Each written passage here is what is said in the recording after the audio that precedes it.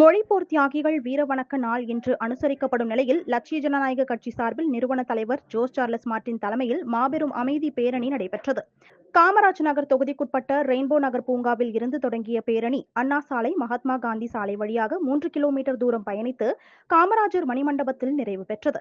தொடர்ந்து அங்கு மொழிப்போர் தியாகிகளின் திருவுருவ படத்திற்கு மலர்கள் தூவி மெழுகுவர்த்தி ஏற்றி அஞ்சலி செலுத்தப்பட்டது.